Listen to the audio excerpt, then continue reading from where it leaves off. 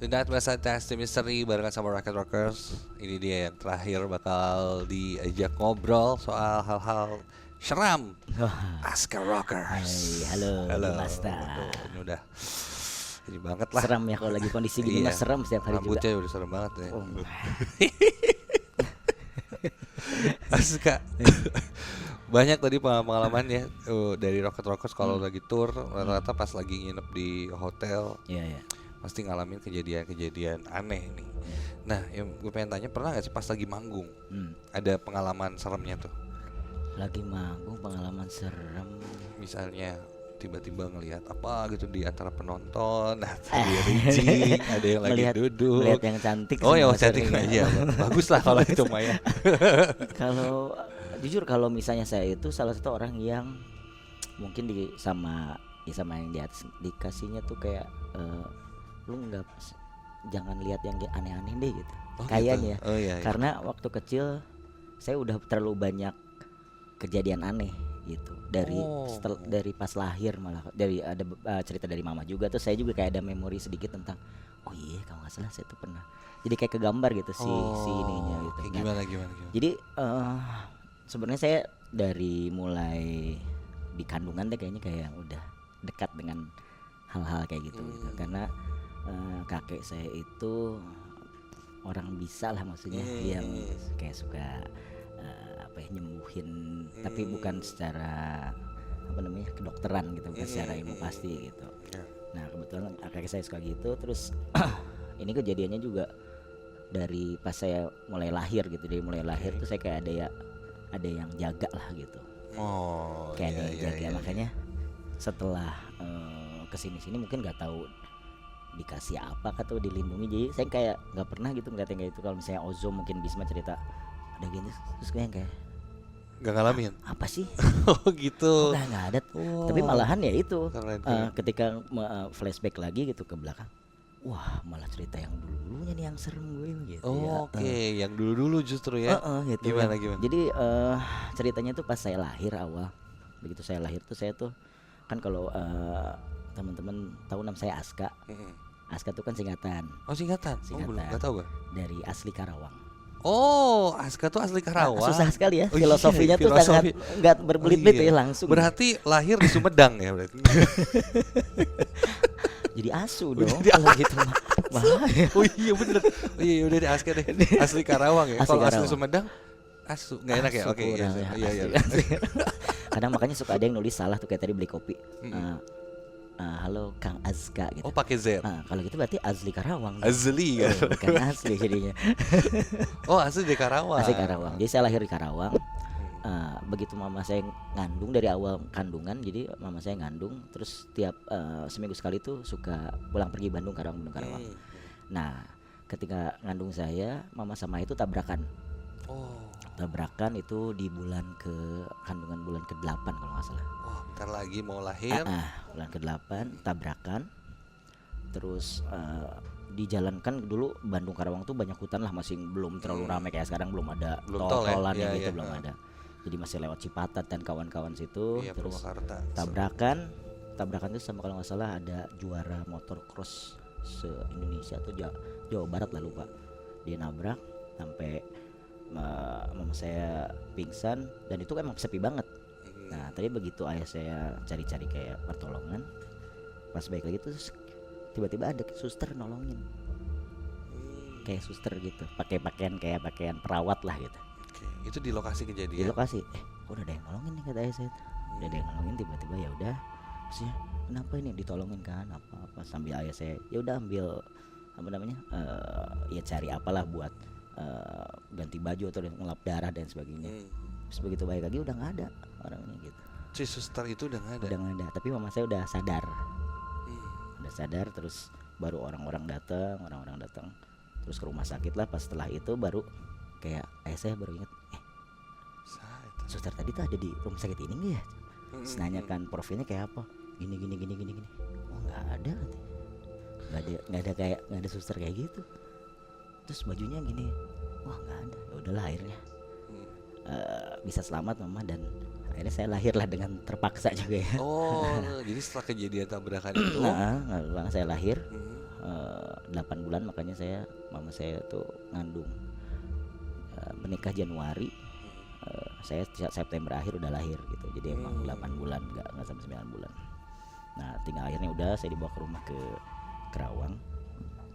Di Kerawang itu sih cuma 2 tahun lah, hampir 2 tahun. Dan akhirnya ayah saya mau dipindahin lagi ke Bandung. Gitu. Nah begitu di Karawang itu nggak tahu kenapa nih mama sama ayah saya itu sering banget tinggalin saya sendiri di rumah. Padahal masih bayi, Dim. Tapi ada yang jagain? Nggak ada. Hah? Jadi kayak udah Aska mah tinggalin dulu. Misalnya gue mau ke warung gitu ya, kunci aja. Ayah saya kerja, mama saya misalnya ke warung, kunci ya. Saya di dalam sendiri. Sampai seberani itu, maksudnya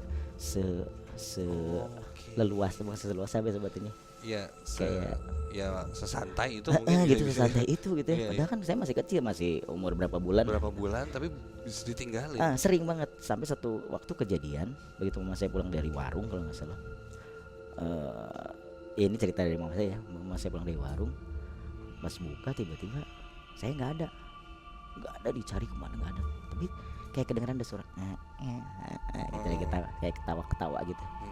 Udah serumah-rumah di ke dapur, ke kamar belakang, ke kamar mandi, mana nggak ada.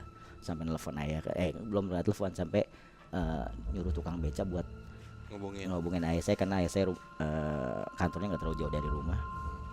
Hampir akhirnya datang, nggak ketemu gitu, hampir dari siang sampai malam lah. Tapi suaranya kedengeran. Tapi suaranya kayak ada gitu, terus kayak ketawa anak kecil gitu ya. Iya. Ini gitu.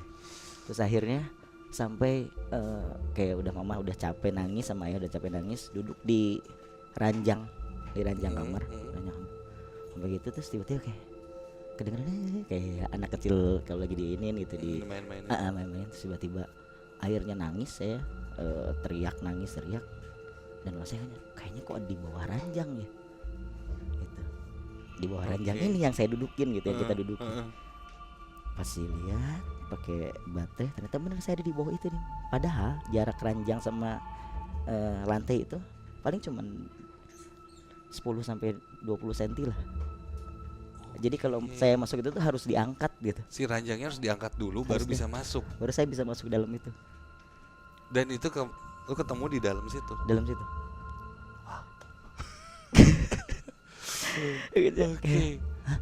Gitu yang nggak tahu ya. Terus mungkin diamanin dari apa, nggak ngerti gitu. Pokoknya ternyata saya ada di dalam situ, dan dari situ mulai mama kayak sama ayah kayak, oh di sini ada nih gitu. Sampai akhirnya manggil kakek saya. Terus kan udah beberapa kali lah, jadi setelah itu ada kejadian. Sampai akhirnya pas kita mau pulang, mau pindah ke Bandung, jadi saya tuh kayak udah best friend lah sama dia tuh. Jadi kalau saya diam tuh selalu kayak ketawa-ketawa sendiri, terus kayak minta digendong. Tapi gitu. Nggak tahu itu apa sosoknya. Nggak tahu, sampai akhirnya kita mau pindah ke Bandung, move ke Bandung. Malam sebelum kita berangkat ke Bandung, pulang ke Bandung itu ada kayak gempa lah di dapur. Tapi di dapur doang gitu kayak. Terus kayak bunyi panci jatuh apa. Tapi ayah sama mama tuh kayak ya udahlah sih itu gitu ya, biasa ya kan, udah sih itu tidur. Tiba-tiba pas sholat subuh bangun, mau sholat subuh itu dari dapur. Jadi dia tuh suka diamnya agak di dapur rumah kita. Dari dapur sampai pintu rumah depan itu sama dia dijejerin makanan, alat masak ya, kayak panci, cobek gitu, panci dijejerin sama dia, dijejerin sampai kita nggak bisa ngelewat gitu. Itu tiba-tiba berjejer gitu. Iya, pas bangun subuh tuh itu tuh berjejer, udah berjejer. Wah ini kenapa ya gitu. Terus kayak pintu tuh kayak di blok gitu, dijejerin apa. Jadi kayak ada makanan, tahu apa semua sama dia dijejerin. Pokoknya ada di dapur sama dia dijejerin di situ. Wow, ngeri banget. Bangun tidur ngelihat itu udah, siapa yang ngejejer-jejer? Iya, terus kan pikir, wah ini kayaknya tikus lah ya, gitu. Tikus. Udah beresin nih, sambil beres. Akhirnya ditunda ke ke Bandung itu besoknya. Subuhnya kejadian lagi gitu lagi. Sama dijejerin lagi. Padahal itu tuh si tudung saji itu bahasa Indonesia apa ya? Iya, tudung saji sih. Bahasa Indonesia. Bahasa Indonesia tudung dan saji. Ya tudung ya saji. Ya. Udah pakai sepatu boot. Udah pakai ini biar enggak takutnya kan takutnya tikus ya. tikus. Pagi-pagi udah gitu, sepatunya udah di tempatnya lagi, cobeknya udah dijejerin lagi gitu. Kan berat lah. Iya makanya. Tapi sampai akhirnya Nah, tahu nggak siapa nah, itu? akhirnya setelah itu kan kita mau pindah Bandung nih. Hmm. Kalau gini-gini terus maksudnya takutnya dia ikut lah atau gimana kan nggak ngerti, atau dia marah malah kita kenapa. Akhirnya kakek saya datang dari Bandung ke Karawang, kayak ya udah kita lihat aja, kita ngobrol bareng-bareng katanya. Kita ngobrol bareng sama si dia ini ya. Ya. Si dia, Si jadi dia. kayak lagu Rocket Rockers ya. Dia tak berubah. Oke. Akhirnya sampai kita duduk katanya. Saya juga ada di situ. Saya juga kayak ada bayangan sedikit tapi enggak, tapi kayak ada bayangan. Kita duduk semua di situ. Akhirnya kakek saya manggil dan akhirnya dia menampakkan wujudnya, tapi cuma kelihatan dari pusar sampai kaki aja. Oh, atasnya nggak? Saking tingginya, jadi setinggi itu. Wow. Yang kelihatan hanya pusat sampai kakinya. Terus sampai kakinya aja. Apa itu katanya, makhluk Nah, apa tuh? Terus dia ya semacam jin lah itu, semacam jin, gede banget. Terus akhirnya sama kakek saya ditanya kenapa lo maksudnya buat kayak gini gitu, jajarin Nggak makanan boleh apa, pergi lah kasarnya, atau kenapa kenapa? gitu. Soalnya ya dia bilang saya udah sayang sama anak ini, sama saya gitu. Ini yang ya bisa bikin dia mungkin nggak tahu lah happy atau apa, pokoknya kalau dia pindah saya pengen ikut. Kan dari situ aduh, kebayang nggak ya gitu kan, mama sama aja kan ya, Iya. pengen ikut. Waduh, gimana ya gitu. Diajak ngobrol lah sampai nggak bisa katanya. Ini anak kecil, dia masih punya kehidupan ya yang panjang lah gitu kata kakek saya. Terus tapi dia marah, tetap dia lempar lagi barang-barang yang ada di dapur sampai wah udah chaos aja ya. Udah kayak paranormal activity gitu ya. Udah chaos parah banget. Terus sampai akhirnya ada satu titik temu lah antara dia sama ya kita, keluarga kita gitu. Jadi kita bakalan pamit, tapi kita bakalan bikinin dia kamar di belakang. Dan Maksudnya di Bandung? enggak, di Karawang, masih di Karawang. Okay. Ya kan saya di dapur nih. Saya bikinin deh kamar kata kayak saya tuh di belakang. Nanti kalau kita ke Karawang kita nengok ke situ. Itu maksudnya ya, tapi lu nggak, karena rumah itu bakal ditempatin sama orang lain. Jangan sampai lu ngeganggu orang yang itu gitu. Akhirnya kita bikinin kamar di belakang dan ya oke lah gitu. Sih kalau jatuh kayak aduh ini bener nggak sih gitu. Cuman ya bener gitu. Jadi si kamar itu akhirnya kosong aja gitu. Kamar kosong aja. Kamar kosong aja. Dia disimpan di situ. Akhirnya ya udah deal, kita mau ke Bandung. Nanti kalau misal lebaran atau apa kita bakal main ya. Nanti gua tengokin, saya bakal bawa anak saya ini katanya saya. Saya bakal bawa anak saya ini buat ketemu kamu. Jadi akhirnya kita pindah, alhamdulillah nggak sampai nempel lah kayak gitu. Nggak ikut ya. Kalau di sini kan sampai sekarang gitu ya. Nah tapi ada ininya lagi, kejadian setelah itu kita udah pindah ke Bandung, udah santai lah di Bandung. Yang nempatin rumah kita di Karawang itu kan orang baru nih, kayak udah pesen yang kamar itu jangan saya bikin ya, jangan diapa-apain gini. Oh iya siap oke. Gak berlama setengah tahun berselang atau setahun berselang saya lupa lagi. Saya kan suka main ke sana ya. Saya waktu pas saya SD atau sampai SMP deh kalau nggak saya masih suka ke Korea. Ke Korea. Karawang tuh sebelahnya Korea. Oh iya. Korea mah di sini, Kopo area. Saya masih suka sana dan tiba-tiba di tahun keberapa gitu kamarnya dibongkar sama si orang ini yang nempatin rumah ini. Kamarnya dibongkar. Tahun berikutnya saya datang lagi ke sana dan dia udah cerita macam-macam. Jadi kadang jadi kamar utama itu kacanya tuh kaca yang segede dindingnya, tau nggak kalau zaman dulu kan gitu. Oh iya benar. Jadi kalau hujan itu selalu dia kayak nempel gitu di kaca gitu, puk, kayak hitam gitu, kayak tangannya doang gitu gini. Terus orang itu lagi tidur kayak yang merasa mau ditangkap gitu kan. Jadi ini kasur kan, ini kaca gede, terus ada tangan gede gitu ke sini. Terus pokoknya udah kejadian. Terus ada kejadian gitu kata ayah saya tuh. Emang kalau kamar yang di belakang enggak, udah dibongkar katanya, dijadiin apa lagi sama dia. Itu dia selama dia di Karawang itu dapat gangguan yang wah macam-macam, Ekstrim lah ya. ada yang nyapu sendiri lah, ada yang apa, sampai akhirnya dia minta pindah, nggak kuat gitu kayak dia Melanggar. aduh Pak Ari kayaknya saya mah nggak kuat ya kan, nggak bawahannya ya gitu, saya kayaknya nggak kuat, minta pindah aja lah gitu. Dan itu tuh katanya sih dia masuknya dari ada pohon gede gitu di depan, nggak tahu pohon apa, saya lupa lagi. Dari situ gitu, pohon itunya udah biasa mau ditebang dan lain sebagainya, dia pindah jadinya masuk gitu. Jadi ke dalam. masuk, udah dikasih tempat kamar, akhirnya kamarnya dibongkar. Ya, Gitu wassalam jadinya. ya. Tapi saya nggak tahu sih sekarang gimana, karena rumahnya masih ada kan, saya masih sering suka main di Korea, di Karawang. Kasih Korea. Muka gue kayak Korea kayaknya sih. Iya mungkin sih. Annyeonghaseyo. Oke. Tapi nggak tahu apakah masih ada atau lain sebagainya. Cuman karena saya sering main di Karawang, saya suka lewat kalau itu rumah saya dulu nih gitu. Dia tuh di depan rumah sakit, rumah saya tuh rumah sakit Bayu Karta namanya, di Karawang. Oke. Tapi sampai sekarang itu udah nggak pernah kejadian lagi lah ya. Nggak pernah kejadian lagi. Atau Dan saya tuh tempel-tempel apa? paling jarang banget ya ngelihat yang kayak gitu.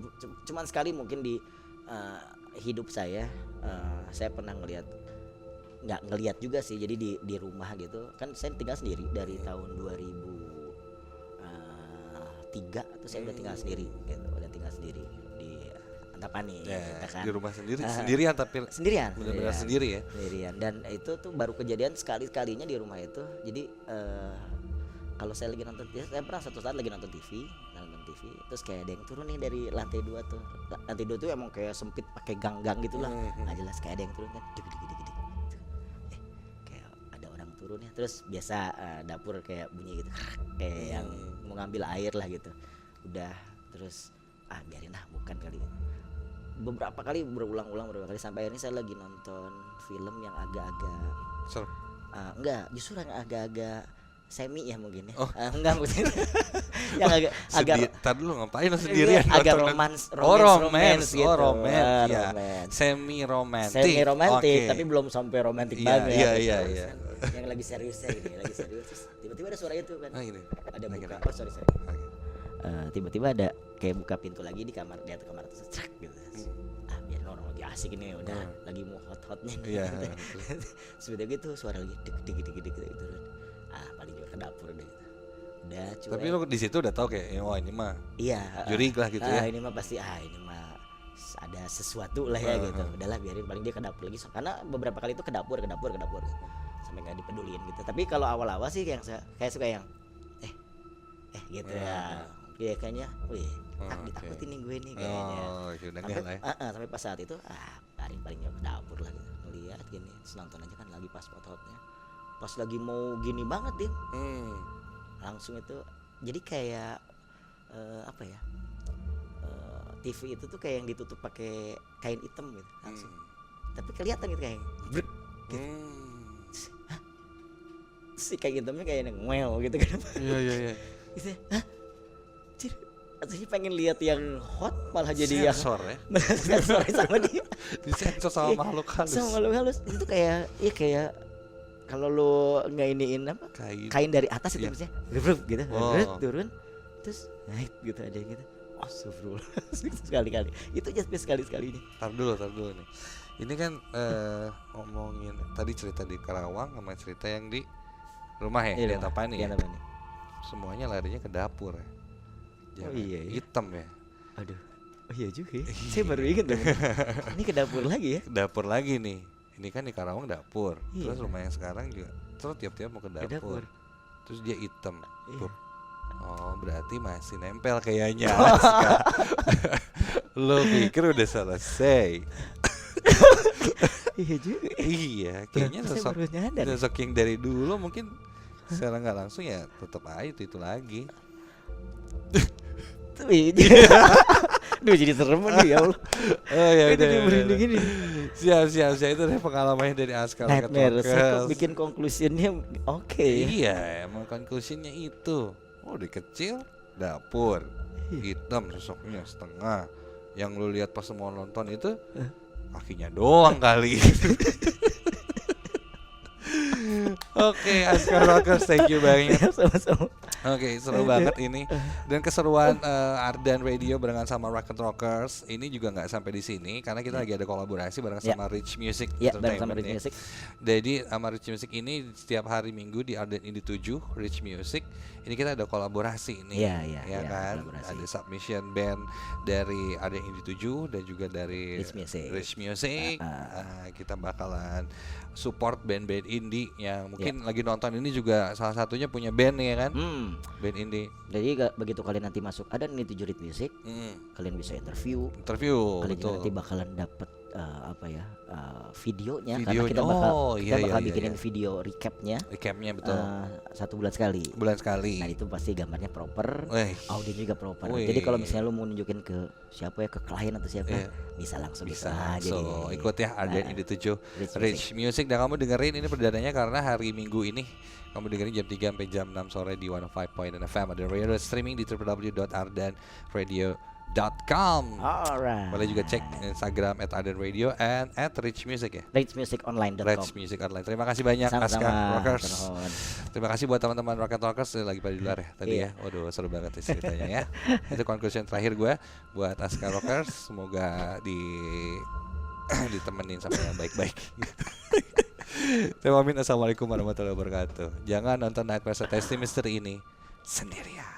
Bye.